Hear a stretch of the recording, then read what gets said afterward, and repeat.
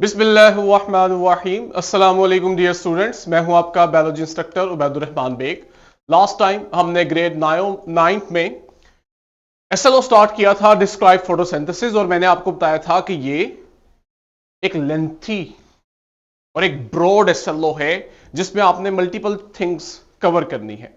Equation हमने इसकी पढ़ी थी, जनरली डिफाइन कैसे किया था, वो प्रोसेस जिसमें आप कार्बन डाइऑक्साइड और वाटर को रिएक्ट करवा के ग्लूकोज बनाते हो, लेकिन इसके लिए दो चीजों का होना और भी जरूरी है, और वो है एक आपके पास क्लोरोफिल, वो पिगमेंट होना चाहिए, और दूसरी चीज है सनलाइट। क्लोरोफिल वो पिगमेंट है जो सनलाइट को एब्जॉर्ब करते हैं।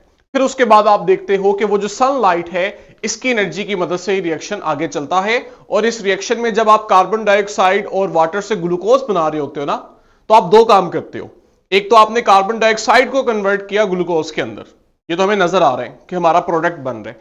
दूसरा बड़ा इंपॉर्टेंट काम जो हम करते हैं वो ये कि वो जो सनलाइट की एनर्जी होती है उसे भी आप कन्वर्ट करते हो केमिकल एनर्जी में, और वो केमिकल एनर्जी मैंने आपको बताया था कहां स्टोर होती है,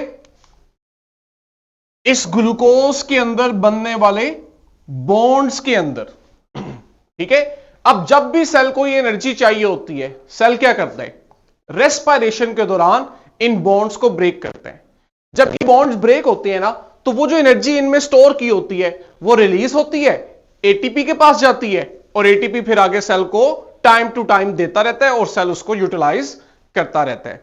पॉइंट इज कि ग्लूकोज के बॉन्ड्स ब्रेक करने पे जो एनर्जी रिलीज हुई, ये ग्लूकोज के पास कहां से आती है, तो आप लोगों को अब मालूम हो गया है कि ये जो ग्लूकोज के बॉन्ड्स में एनर्जी स्टोर होती है, ये असल में सनलाइट की एनर्जी होती है जिसे यहां पे कन्वर्ट करके स्टोर किया जाता है।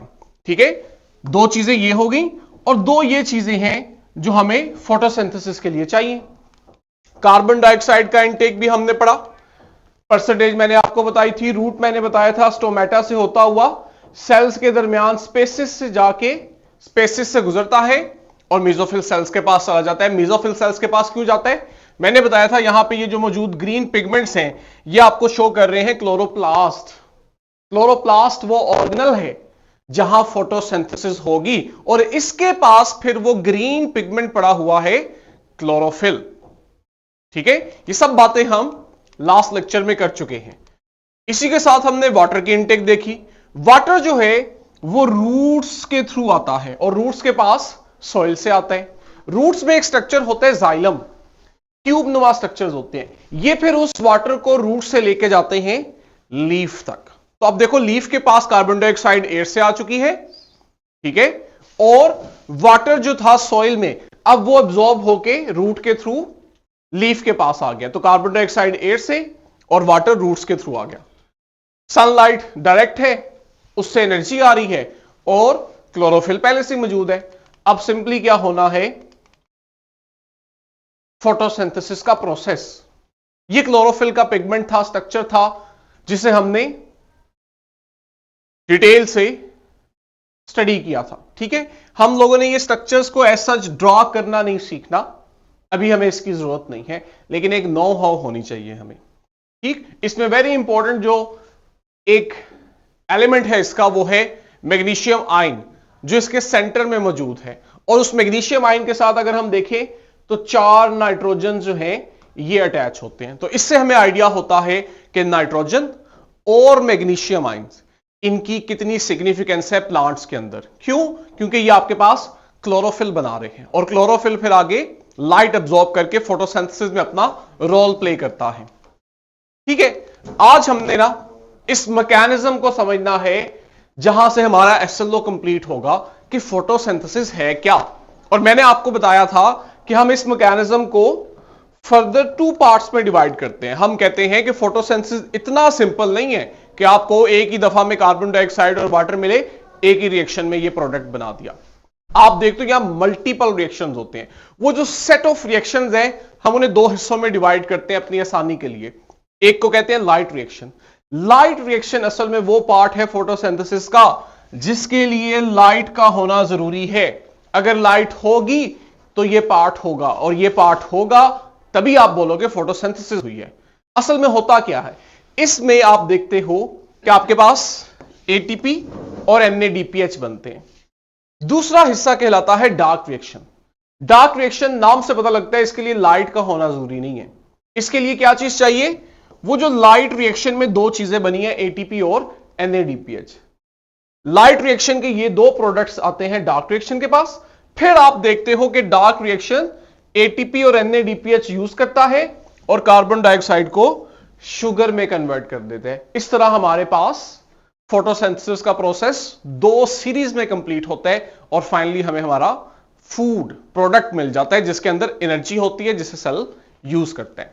ले जी, अब हमने इन दो प्रोसेसेस को डिटेल से अंडरस्टैंड करना है। डिटेल इतनी कि 11th से कम ही रहे, क्योंकि हमने 11th में इन्हीं SLOs को फिर ज्यादा डिटेल से पढ़ना है, लेकिन हम एक ओवरऑल समरी इतनी अंडरस्टैंड करेंगे कि लेक्चर हमें समझ आए।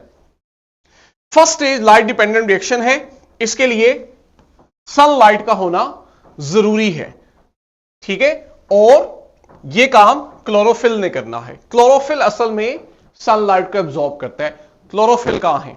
आपको इसकी लोकेशन अंडरस्टैंड होनी चाहिए। यह एक इंपॉर्टेंट इंफॉर्मेशन है जहां से एग्जामिनर MCQs बना सकते हैं। क्लोरोफिल आपके पास वो जो ऑर्गेनल है क्लोरोप्लास्ट, इसके अंदर थैलाकोइड मेम्ब्रेन में होता है। मैं भी आपको ये दोबारा दिखाऊंगा, भी विजुअलाइज करवाऊंगा, आपने उसको वहां से देखना भी है। क्लोरोप्लास्ट के अंदर हमने कहा था यू वेजिकल स्ट्रक्चर्स होते हैं। इन वेजिकल स्ट्रक्चर को हम कहते हैं थैलाकोइड, ठीक है। अब ये जो थैलाकोइड है ना, इसके बाहर है इसकी मेम्ब्रेन, जिसे आप कह देते हो थैलाकोइड मेम्ब्रेन। ये जो थैलाकोइड मेम्ब्रेन है, जब हम इसको माइक्रोस्कोप के नीचे पढ़ते हैं ना इसको, तब हमें इसमें छोटे छोटे ग्रीन पिगमेंट्स मिलते हैं। वो जो स्मॉल ग्रीन पिगमेंट्स थैलाकोइड की मेम्ब्रेन पे मौजूद हैं, यही असल में आपका क्लोरोफिल है, जिसने सनलाइट एब्जॉर्ब करके आगे फोटोसिंथेसिस को स्टार्ट करवाना है। अब अगर आपको याद हो, मैंने यह भी कहा था कि ये जो पिगमेंट्स क्लोरोफिल यानी कि थैलाकोइड की मेम्ब्रेन पे पड़े हैं, ये रैंडमली नहीं पड़े होते कि दो एक तरफ है, एक तरफ है, चार एक तरफ है, ऐसे नहीं होता। हम देखते हैं कि इनका जो काम है सनलाइट को एब्जॉर्ब करना, उसे बढ़ाने के लिए कि ये पिगमेंट्स ज्यादा से ज्यादा सनलाइट एब्जॉर्ब करें, हम फिर देखते हैं कि प्लांट के अंदर ये क्लोरोफिल मॉलिक्यूल्स ऑर्गेनाइज्ड होते हैं, ग्रुप्ड होते हैं, ठीक है, बजाय रैंडम पड़े होने के बहुत सारे एक ही जगह मिलके काम कर रहे होते हैं। इनकी ऑर्गेनाइजेशन से जो स्ट्रक्चर बनता है उसे हम कहते हैं फोटोसिस्टम। ये मैंने आपको बताया था, कलेक्शन ऑफ फोटोसिंथेटिक पिगमेंट्स। बहुत सारे पिगमेंट्स जब इकट्ठे ऑर्गेनाइज हो गए, हमने उसे नाम दिया फोटोसिस्टम का, और मैंने बताया था ये दो होते हैं, फोटोसिस्टम 1 और फोटोसिस्टम 2। अब आपने चीजें क्या अंडरस्टैंड करनी है जो आपको समझने में आसानी करेगी। लाइट डिपेंडेंट रिएक्शन जो होता है, इसके अंदर दोनों फोटोसिस्टम्स यूज होते हैं, ठीक है। फोटोसिस्टम 2 भी यूज होगा, फोटोसिस्टम 1 भी यूज होगा। यह चीज आपने याद रखनी है। और इन्हीं फोटोसिस्टम को यूज करते करते आप देखोगे प्लांट लाइट एनर्जी को कन्वर्ट करेगा केमिकल एनर्जी में। कैसे होगा यह भी हम अंडरस्टैंड करते हैं, ठीक है। और इस दौरान जब लाइट एनर्जी केमिकल एनर्जी में कन्वर्ट होगी, तो वो केमिकल एनर्जी किस शक्ल में हमें नजर आएगी, कोई उसकी फॉर्म होनी चाहिए ना। तो आप लोग देखोगे कि इस रिएक्शन के दौरान प्लांट एटीपी और NADPH बनाएगा। ये जो एटीपी और NADPH बने हैं, असल में ये वो चीजें हैं जिनके अंदर केमिकल एनर्जी कन्वर्ट करके स्टोर की गई है। ये बात समझ रहे हो कि इनमें एनर्जी स्टोर की गई है, और इनके अंदर जो एनर्जी स्टोर हुई है वो है केमिकल एनर्जी। ये केमिकल एनर्जी कहां से आई? ये प्लांट ने सनलाइट से आने वाली एनर्जी को कन्वर्ट किया। यहां पे कैसे कन्वर्ट करते हैं यही अंडरस्टैंड आपने करना है, और यही इसमें इंटरेस्टिंग प्रोसेस है, ठीक है। जरा डायग्राम से अंडरस्टैंड करें, ये सारी बातें आपको वहां से समझ आ जाएंगी। हमने इस डायग्राम को अंडरस्टैंड करना है। मैं इनसे कहता हूं कि इसको जूम ही रखें ताकि आप लोग इसको अंडरस्टैंड करो। फिर मैं आपको वापस 2-3 स्लाइड पीछे लेकर आऊंगा, और आप जब उस स्लाइड के ऊपर कंटेंट पढ़ोगे तो आप कहोगे सर हमें डायग्राम से सब कुछ समझ आ गया। एक चीज जो आपने अंडरस्टैंड करनी है ना, वो ये है कि ये देखो, ये हमारे वो फोटोसिस्टम 2 और फोटोसिस्टम 1 पड़े हुए हैं। अब आप खुद इमेजिन कर सकते हो ना कि ये दोनों सिस्टम प्लांट में कहां पे है। ये जो प्लांट के अंदर थैलाकोइड था, इस थैलाकोइड की अगर मेम्ब्रेन को मैं बड़ा करके दिखाऊं तो असल में ये पिगमेंट्स यहां पड़े हुए हैं। ये बात समझ आ रही है। अब वो पिगमेंट्स थैलाकोइड के मेम्ब्रेन में किस तरह पड़े हैं, ग्रुप्स की शक्ल में। ठीक है, इन ग्रुप्स को हमने कहा फोटोसिस्टम, और ये दो तरह के है, एक फोटोसिस्टम 2 है और एक फोटोसिस्टम 1 है। ठीक हो गया। अब जो चीज आपने अंडरस्टैंड करनी है, एक तो हमें इनका आइडिया हो गया ये सब कुछ हो कहां रहा है, कैसे हो रहा है, अब इसको देखते हैं। होता पता है क्या है, हमारे पास ये जो पिगमेंट्स हैं इनके ऊपर आके लाइट फॉल करती है। अब थोड़ा सा रिवाइज करवाओ, मैंने आपको बताया था कि जो लाइट है ना, इसमें आप देखते हो छोटे छोटे एनर्जी के पैकेट्स होते हैं, और उन एनर्जी पैकेट्स को हमने फोटोन कहा था। कुछ याद है? लाइट के अंदर एनर्जी स्टोर होती है, वो जो लाइट का छोटा सा पैकेट है जिसमें एनर्जी स्टोर होती है, इसे हम कहते हैं फोटोन। ठीक, अब होता क्या है, जब सनलाइट फॉल करती है और हम कहते हैं प्लांट या उसके अंदर मौजूद ये पिगमेंट्स क्लोरोफिल सनलाइट एब्जॉर्ब कर रहे हैं, तो वो असल में सनलाइट के अंदर ये जो एनर्जी पैकेट्स हैं फोटोन, इसको एब्जॉर्ब करते हैं। अब ये एनर्जी पैकेट्स जब आके इन पिगमेंट्स पे फोटोसिस्टम 2 पे 1 पे फॉल करेंगे तो होगा क्या, इन पिगमेंट्स की या इनके अंदर मौजूद क्लोरोफिल मॉलिक्यूल की एनर्जी ज्यादा हो जाएगी। ठीक है, मैं शॉर्ट करके लिख रहा हूं। फोटोन आया, पिगमेंट्स ने फोटोन को एब्जॉर्ब किया, तो फोटोन की एनर्जी चलेगी पिगमेंट्स के पास यानी क्लोरोफिल के पास। इससे क्या हुआ, क्लोरोफिल की एनर्जी बढ़ गई। जब क्लोरोफिल की एनर्जी बढ़ती है ना, तो इसके जो इलेक्ट्रॉन्स होते हैं वो उस एनर्जी को एब्जॉर्ब करते हैं और एक्साइट कर जाते हैं। आई होप कि आपको ये अल्फाज समझ आ रहे हैं। आपने केमिस्ट्री में ये चीज समझी हुई है कि जब आप किसी एटम को एनर्जी देते हो तो उसके इलेक्ट्रॉन वो एनर्जी एब्जॉर्ब करते हैं और एक्साइटेड स्टेट में चले जाते हैं, और कुछ देर के बाद जब वो अपनी वापस पहले वाली हालत में आते हैं तो वो उस एब्जॉर्ब एनर्जी को रिलीज कर देते हैं। ठीक है, यही कंसेप्ट अब यहां अप्लाई करो। क्लोरोफिल ने, फोटोसिस्टम ने फोटोन यानी एनर्जी एब्जॉर्ब की। इस एनर्जी ने क्या किया, क्लोरोफिल के इलेक्ट्रॉन्स को एक्साइट कर दिया, उसका एनर्जी लेवल बढ़ा दिया। एक्साइट करने से मुराद है इन इलेक्ट्रॉन की एनर्जी बढ़ा दी।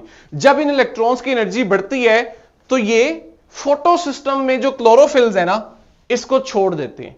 ठीक है, एनर्जी एब्जॉर्ब की और इसको छोड़ के चले गए एक मॉलिक्यूल के पास जिसे हम कहते हैं प्राइमरी इलेक्ट्रॉन एक्सेप्टर। जरा नाम पे गौर करो कि ये मॉलिक्यूल क्या करता है, फोटोसिस्टम से या क्लोरोफिल के मॉलिक्यूल से आने वाले इलेक्ट्रॉन्स को एक्सेप्ट कर रहे हैं। तो हमने इसके काम की बुनियाद पे इसका नाम रख दिया प्राइमरी इलेक्ट्रॉन एक्सेप्टर। अब यहां पे स्टॉप लगा दो, लाइट आई, क्लोरोफिल के इलेक्ट्रॉन एक्साइट किए और चले गए प्राइमरी इलेक्ट्रॉन एक्सेप्टर के पास। तो मैं ये कह सकता हूं कि ये जो क्लोरोफिल मॉलिक्यूल है जिसके इलेक्ट्रॉन लूज हुए हैं, यहां इलेक्ट्रॉन की कमी हो गई है। कह सकता हूं ना मैं ये कि इसके तो इलेक्ट्रॉन ऊपर चले गए हैं इलेक्ट्रॉन एक्सेप्टर के पास, इसका मतलब है इसके पास इलेक्ट्रॉन की कमी हो गई है। अब ये चाहता है मेरे इलेक्ट्रॉन्स की कमी को पूरा किया जाए। तो प्लांट फिर ये इलेक्ट्रॉन की कमी कैसे पूरे करते हैं, वो पानी के मॉलिक्यूल की ब्रेकडाउन करते हैं। और पानी के मॉलिक्यूल की ब्रेकडाउन कौन करते हैं, यही फोटोन। एक फोटोन तो नहीं ना आ रहा, सनलाइट के अंदर तो बेतहाशा फोटोन है। अगर कुछ फोटोन इलेक्ट्रॉन एक्साइट कर रहे हैं तो कुछ फोटोन पानी की ब्रेकडाउन करते हैं। अब जरा देखो पानी की ब्रेकडाउन से क्या होगा। जब पानी की ब्रेकडाउन होगी ना, तो आपको तीन चीजें मिलेंगी। एक तो आप देखोगे उसमें से इलेक्ट्रॉन रिलीज होंगे, और ये जो पानी की ब्रेकडाउन से इलेक्ट्रॉन रिलीज हुए हैं ये कहां जाते हैं, ये एरो को फॉलो करो, ये जाते हैं फोटोसिस्टम 2 के क्लोरोफिल के पास। क्यों, क्योंकि इसके इलेक्ट्रॉन तो ऊपर चले गए थे प्राइमरी इलेक्ट्रॉन एक्सेप्टर के पास। तो यहां जो इलेक्ट्रॉन की कमी पूरी हुई वो किसने की, पानी ने। लाइट ने वाटर की ब्रेकडाउन करवाई, इसको सेपरेट करवाया, और पानी ने अपने इलेक्ट्रॉन दिए क्लोरोफिल को ताकि इसमें जो इलेक्ट्रॉन की कमी है वो पूरी हो जाए। लेकिन वाटर को जब आप स्प्लिट करते हो तो सिर्फ इलेक्ट्रॉन रिलीज नहीं होते, दो और चीजें होती हैं, हाइड्रोजन आयंस भी रिलीज होते हैं और एक ऑक्सीजन का एटम भी रिलीज होता है। ठीक है, हम एक ऑक्सीजन एटम को 1/2 O2 यानी हाफ O2 से भी रिप्रेजेंट करते हैं। अब यही काम दोबारा क्या होगा, एक और फोटोन आएगा, वाटर के मॉलिक्यूल की ब्रेकडाउन करेगा, एक और ऑक्सीजन का एटम रिलीज होगा। ये जब दोनों ऑक्सीजन के एटम्स आपस में मिलेंगे तो ये मिलके क्या बनाएंगे, ऑक्सीजन का एक मॉलिक्यूल O2। और ये वो O2 है जो आप देखते हो प्लांट फोटोसिंथेसिस के दौरान एटमॉस्फेयर के अंदर रिलीज करते हैं। बात समझ आई? हम कहते हैं ना कि जब फोटोसिंथेसिस होती है तो कार्बन डाइऑक्साइड और वाटर रिएक्ट करते हैं, ग्लूकोज और ऑक्सीजन बनती है। ये ऑक्सीजन असल में फोटोसिंथेसिस के स्टार्ट में बन गई है। अभी देखो हमने तो बिल्कुल स्टार्ट किया है, कोई ग्लूकोज नहीं बना, कोई एटीपी नहीं बना, लेकिन ऑक्सीजन बन जाती है। कैसे बनती है ये अब आपको समझ आ गई है कि जब इलेक्ट्रॉन की कमी को पूरा किया जा रहा होता है उस वक्त पानी की ब्रेकडाउन होती है ताकि पानी के इलेक्ट्रॉन क्लोरोफिल के पास जाके उसके इलेक्ट्रॉन की कमी को पूरा करे, और इसी दौरान ऑक्सीजन जो है पानी की वो एटमॉस्फेयर के अंदर रिलीज कर दी जाती है, जिससे फिर हम या बाकी ऑर्गेनिज्म सांस लेने में यूज करते हैं। क्लियर है ये पॉइंट? अब आ जाओ, हमारे पास फोटोसिस्टम 2 का जो क्लोरोफिल है इसके इलेक्ट्रॉन पहुंच चुके हैं प्राइमरी इलेक्ट्रॉन एक्सेप्टर के पास। अब हम मूव करते हैं और फोटोसिस्टम 1 पे आते हैं।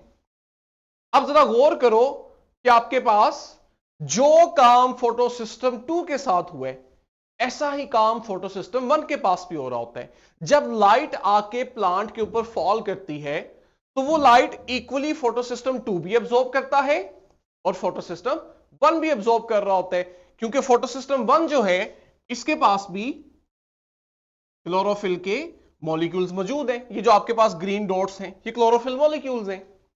जैसे वहां पे लाइट क्लोरोफिल के इलेक्ट्रॉन्स को एक्साइट करती है, बिल्कुल वैसा ही यहां भी होता है। जब फोटोसिस्टम 1 के क्लोरोफिल लाइट को एब्जॉर्ब करते हैं ना तो इनके भी इलेक्ट्रॉन्स एक्साइट करके चले जाते हैं प्राइमरी इलेक्ट्रॉन एक्सेप्टर के पास। अच्छा, ये प्राइमरी इलेक्ट्रॉन एक्सेप्टर अलग है, ये वाला अलग है, दोनों एक नहीं है। ये प्राइमरी इलेक्ट्रॉन एक्सेप्टर है फोटोसिस्टम 2 का, ये प्राइमरी इलेक्ट्रॉन एक्सेप्टर है फोटोसिस्टम 1 का। यहां तक क्लियर है कि आपके पास दोनों फोटोसिस्टम्स के क्लोरोफिल मॉलिक्यूल्स ने लाइट एब्जॉर्ब की और इनके इलेक्ट्रॉन एक्साइट होके चले गए हैं इनके प्राइमरी इलेक्ट्रॉन एक्सेप्टर के पास। आगे काम सिंपल है, हमने मेन स्टोरी समझ ली है। अब क्या होने लगे, ये जो प्राइमरी इलेक्ट्रॉन एक्सेप्टर है फोटोसिस्टम 2 का, मैं आपको यहां से कहानी सुनाने जा रहा हूं। इस प्राइमरी इलेक्ट्रॉन एक्सेप्टर के आगे एक चेन पड़ी हुई है जिसे हम कहते हैं इलेक्ट्रॉन ट्रांसपोर्ट चेन। इसको जूम करें डायग्राम को, या आप लोगों ने देखना है। असल में इलेक्ट्रॉन ट्रांसपोर्ट चेन के अंदर डिफरेंट मॉलिक्यूल्स होते हैं जिन्हें मिला के हम कहते हैं इलेक्ट्रॉन ट्रांसपोर्ट चेन।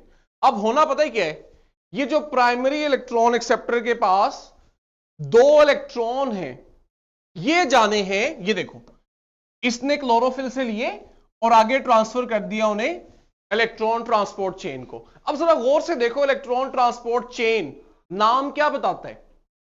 ये एक चेन है जिसके अंदर बहुत से मॉलिक्यूल्स हैं। ये चेन ऑफ मॉलिक्यूल क्या कर रही है? पहले 2 लफ्जों पे फोकस करो, इलेक्ट्रॉन ट्रांसपोर्ट। यानी यहां पे इस चेन में जो मॉलिक्यूल्स हैं इनका काम है इलेक्ट्रॉन को ट्रांसफर करना। कहां से कहां, यह अब आपने समझना है। इन्हें इलेक्ट्रॉन कहां से मिल रहा है? प्राइमरी इलेक्ट्रॉन एक्सेप्टर से। ये उसे वहां से रिसीव कर रहे हैं और उसको ट्रांसपोर्ट करके कहां लेके आ रहे हैं? फोटोसिस्टम 1 के क्लोरोफिल के पास। ये पॉइंट समझ हुआ? अब क्यों फोटोसिस्टम 2 के इलेक्ट्रॉन को फोटोसिस्टम 1 के पास लाया जा रहा है, ये क्वेश्चन आता है हमारे जहनों में। मैंने आपको स्टार्ट में बताया था कि जब फोटोसिस्टम 2 पे लाइट फॉल करती है और इसके इलेक्ट्रॉन एक्साइट करके प्राइमरी इलेक्ट्रॉन एक्सेप्टर के पास जाते हैं तो यहां इलेक्ट्रॉन की कमी होती है। वो इलेक्ट्रॉन की कमी किसने पूरी की? वाटर ने। यहां भी तो यही काम हुआ था कि फोटोसिस्टम 1 के क्लोरोफिल के जब इलेक्ट्रॉन एक्साइट हुए थे यहां भी इलेक्ट्रॉन की कमी आ गई थी। इन इलेक्ट्रॉन की कमी को कौन पूरा करता है? ये जो फोटोसिस्टम 2 के इलेक्ट्रॉन आ रहे होते हैं। ये बात क्लियर हुई कि फोटोसिस्टम 1 के अंदर इलेक्ट्रॉन की कमी वो इलेक्ट्रॉन पूरे करते हैं जो फोटो सिस्टम 2 वाले होते हैं। यहां से ये मूव करके प्राइमरी इलेक्ट्रॉन एक्सेप्टर के पास आते हैं, वो आगे इलेक्ट्रॉन ट्रांसपोर्ट चेन को देते हैं, ट्रांसपोर्ट चेन उन इलेक्ट्रॉन्स को लेके आती है फोटो सिस्टम 1 के क्लोरोफिल के पास। इस तरह ये इलेक्ट्रॉन मूव करते हैं। लेकिन जरा गौर से देखो, जब ये इलेक्ट्रॉन्स ट्रांसपोर्ट चेन से मूव कर रहे होते हैं ना, तो इस दौरान ये एनर्जी रिलीज करते हैं, जिसे मैंने यूं ट्राइंगल से दिखाया है। ये सिंपली ट्राइंगल आपको ये बता रही है कि आपके पास जब इलेक्ट्रॉन इस पॉइंट से मूव करता करता इस पॉइंट पे आया, यानी प्राइमरी इलेक्ट्रॉन एक्सेप्टर से मूव करके फोटो सिस्टम 1 के पास आया, तो इस दौरान इसने इतनी एनर्जी रिलीज की कि प्लांट क्या करते हैं, उस रिलीज होने वाली एनर्जी से एटीपी बना देते हैं। अब जरा गौर करो, ये जो एनर्जी इलेक्ट्रॉन्स रिलीज करते हैं, ये इलेक्ट्रॉन के पास कहां से आई? अगर हम पीछे जाके देखें तो ये एनर्जी असल में फोटोन, लाइट से आती है। फोटोन की एनर्जी होती है जो इलेक्ट्रॉन्स को एक्साइट करती है, और इलेक्ट्रॉन्स जब ट्रांसपोर्ट चेन से गुजरते हैं तो वो एनर्जी वहां पे रिलीज करते हैं। उस एनर्जी को प्लांट यूज करके एटीपी बना देता है। तो हम कहते हैं कि प्लांट्स ने लाइट एनर्जी को कन्वर्ट कर दिया केमिकल एनर्जी में, ठीक है, और उस केमिकल एनर्जी की मदद से एटीपी बन गया। आसान अल्फाज में कि वो जो केमिकल एनर्जी है उसे एटीपी के अंदर स्टोर कर दिया जाता है। यहां तक हमारी स्टोरी इजी है। अब क्या होगा? मैंने आपको बताया था कि जो फोटो सिस्टम 1 है, इसकी ऊपर जब लाइट फॉल की तो इसके भी इलेक्ट्रॉन जो थे वो एक्साइट होके चले गए थे प्राइमरी इलेक्ट्रॉन एक्सेप्टर के पास। याद है ना? ये वाली स्टोरी तो हमने कंप्लीट कर ली है। इन इलेक्ट्रॉन्स का क्या होगा जो फोटो सिस्टम 1 से एक्साइट किए? ये इलेक्ट्रॉन जाएंगे प्राइमरी इलेक्ट्रॉन एक्सेप्टर के पास।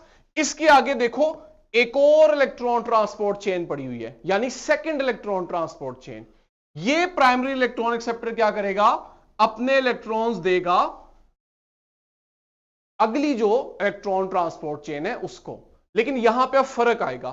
पहली ट्रांसपोर्ट चेन से जब इलेक्ट्रॉन गुजरे थे तो एटीपी बना था। सेकंड इलेक्ट्रॉन ट्रांसपोर्ट चेन से जब इलेक्ट्रॉन गुजरेंगे ना, तो यहां एटीपी नहीं बनता। यहां क्या बनता है? NADPH। ये NADPH कैसे बनता है? इस डायग्राम को अगर हम जूम करके देखें, हमारे पास एक मॉलिक्यूल होता है NADP पॉजिटिव। ये जो इलेक्ट्रॉन्स आ रहे होते हैं ना इलेक्ट्रॉन ट्रांसपोर्ट चेन से, ये जाते हैं NADP पॉजिटिव के पास, और NADP पॉजिटिव को कन्वर्ट करते हैं NADP नेगेटिव, और वो आगे अपने साथ हाइड्रोजन आयन को अटैच करते हैं। और आप देखते हो NADP पॉजिटिव कन्वर्ट हो जाता है NADPH के पास। मैं दोबारा रिपीट करता हूं, हमारे पास Na, यहां मैं ड्रॉ करता हूं, NADP पॉजिटिव था। इसने इलेक्ट्रॉन ट्रांसपोर्ट चेन से आने वाले इलेक्ट्रॉन्स को एक्सेप्ट किया और अपने साथ एक हाइड्रोजन आयन को मिला के NADPH बना दिया। ये जो सारा प्रोसेस हुआ है जिसमें इलेक्ट्रॉन्स मूव किए फोटो सिस्टम 2 से, और मूव करते करते इलेक्ट्रॉन ट्रांसपोर्ट चेन की मदद से आए फोटो सिस्टम 1 के पास। इस दौरान आपके पास बना एटीपी। जब लाइट ने फोटो सिस्टम 1 के इलेक्ट्रॉन एक्साइट किए तो उसके इलेक्ट्रॉन जो है वो इलेक्ट्रॉन ट्रांसपोर्ट चेन से मूव करके गए NAD पॉजिटिव के पास, NADP पॉजिटिव के पास, और उसे कन्वर्ट करके बना दिया NADPH2। इस सारे सीरीज ऑफ रिएक्शन को हमने कहा कि ये फोटो सिस्टम का, फोटोसिंथेसिस का पहला रिएक्शन है, पहली सीरीज है, जिसे आपने बोला था लाइट रिएक्शन। ये असल में हुआ है लाइट रिएक्शन। और जरा गौर से देखो, मैंने लेक्चर के स्टार्ट में ही बता दिया था कि आपके पास लाइट रिएक्शन में क्या बन रहा है? एटीपी और NADPH। और ये सारी चीज मैंने आपको अभी इस डायग्राम के थ्रू एलैबोरेट भी करवा दी। ये देखो लास्ट पॉइंट जो आपने अंडरस्टैंड करना है, ठीक है, ये एक्स्ट्रा इंफॉर्मेशन है आपकी आसानी के लिए। ये जो सारी चीजें हैं ना, photo system 2, primary electron acceptor, electron transport chain, photo system 1, उसका प्राइमरी इलेक्ट्रॉन एक्सेप्टर और उसकी इलेक्ट्रॉन ट्रांसपोर्ट चेन, ये सब थैलाकोइड मेम्ब्रेन में एक ही लाइन में पड़े हुए हैं। अगर ये सब थैलाकोइड मेम्ब्रेन में एक ही लाइन में है तो हमें क्या जरूरत पड़ती है इस तरह जिग-जैग इनकी डायग्राम बनाने की। देख रहे हो, कहीं पे ऊपर जा रही है, नीचे आ रही है, फिर ऊपर जा रही है। ये डायग्राम जो है इसे हम कहते हैं, ये डायग्राम एनर्जी बेस्ड डायग्राम है। ये आपको मॉलिक्यूल्स की या सब्सटेंस की एनर्जी के बारे में बताती है, रियल लोकेशन के बारे में नहीं बताती। हम इस डायग्राम से ये समझते हैं कि जो चीज इस डायग्राम में नीचे है ना, इसकी एनर्जी कम है, और जो डायग्राम में ऊपर है उसकी एनर्जी ज्यादा है। जब आपको यह चीज समझ आती है ना, फिर आपको समझ आता है कि जब प्राइमरी इलेक्ट्रॉन एक्सेप्टर के इलेक्ट्रॉन्स जिनकी एनर्जी हाई है वो इलेक्ट्रॉन ट्रांसपोर्ट चेन से मूव करके फोटोसिस्टम 1 के पास आते हैं तो उस वक्त उनकी एनर्जी कम हो चुकी होती है। ये जो हाई एनर्जी से लो एनर्जी होती है, ये इसलिए होती है कि इलेक्ट्रॉन जब यहां से मूव कर रहा होता है तो उसकी एनर्जी रिलीज होती रहती है। वो जो एनर्जी रिलीज होती है उसी की मदद से तो एटीपी बनता है। और इसी वजह से आप देखते हो कि जब इलेक्ट्रॉन इस ट्रांसपोर्ट चेन में से गुजर के फोटोसिस्टम 1 के पास आता है, इसकी एनर्जी ड्रॉप कर चुकी होती है। लेकिन फिर लाइट आती है, लाइट इसकी एनर्जी को दोबारा इंक्रीज करती है और ये जाता है प्राइमरी इलेक्ट्रॉन एक्सेप्टर के पास। वहां से जब ये दोबारा सेकंड इलेक्ट्रॉन ट्रांसपोर्ट चेन से गुजरते हैं, दोबारा ये एनर्जी रिलीज करता है और इसकी एनर्जी ड्रॉप हो जाती है। लेकिन इस टाइम इसकी एनर्जी से NADPH बनता है। तो आप फाइनली ATP और NADPH दो प्रोडक्ट बनाते हो। ये सारी वो बात है जो हमने इस बुक में एलैबोरेट की हुई है। अगर आपको डायग्राम की समझ आ गई है, आपके लिए कुछ भी इसमें समझना मुश्किल नहीं है। ठीक है, इसके साथ एक एनिमेशन है।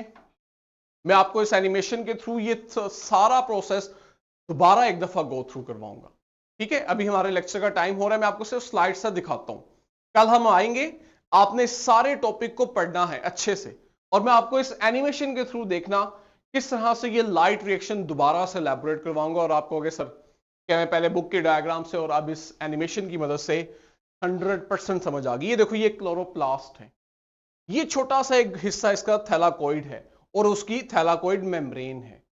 इस मेम्ब्रेन में देखो, ये आपके पास फोटोसिस्टम 2 है, ये फोटोसिस्टम 1 है। देख रहे हो, हर चीज एक ही लाइन में है, लेकिन हम डायग्राम में ऊपर नीचे करके दिखाते हैं ताकि हमें एनर्जी का पता लगे, किसकी एनर्जी कम, किसकी एनर्जी ज्यादा है। फिर हमें समझ आती है कि क्या चीज बन रही है और क्यों बन रही है, उसकी एनर्जी कहां से आ रही है। ठीक, ये सारा प्रोसेस हम कल इस एनिमेशन के थ्रू एक दफा पढ़ेंगे। फिर हम इसके सेकंड पार्ट डार्क रिएक्शन को भी यही एनिमेशन से देखेंगे। एक बुक की डायग्राम से अंडरस्टैंड करेंगे, फिर दूसरा हम देखेंगे कि आपके पास किस तरह प्लांट के अंदर सेकेंड फेज में जाके फोटोसिंथेसिस कंप्लीट होती है और हमारा प्रोडक्ट यानी ग्लूकोज या शुगर बन रही हो। आई होप ये लेक्चर आपके लिए इंटरेस्टिंग रहा होगा, कंसेप्चुअल है, इजी टू अंडरस्टैंड है। हम स्लाइड पे वापस आते हैं। अगर आप लोग बुक्स में बनी डायग्राम्स को अच्छे से इंटरप्रेट करना सीख लो ना, तो आपका लेक्चर बड़ा आसान हो जाता। जिसे ये डायग्राम समझ आ गई कि यहां क्या हो रहा है और वो 2 इंग्लिश के सेंटेंस लिख सकते हैं, उसके लिए फोटोसिंथेसिस के ऊपर लॉन्ग क्वेश्चन लिखना कोई मुश्किल काम नहीं। हमारा लेक्चर अभी इनकम्प्लीट है, लेकिन आपके पास वीडियो की डिस्क्रिप्शन में इसकी वर्कशीट और क्वेश्चन बैंक है, उससे एडवांस में पढ़ो, प्रैक्टिस करो, ताकि कल जब मैं आपको ये टॉपिक कंप्लीट करवाऊं तो आपके लिए अंडरस्टैंड करना और आसान हो। कल यहीं से कंटिन्यू करेंगे, तब तक के लिए बच्चों हाफिज।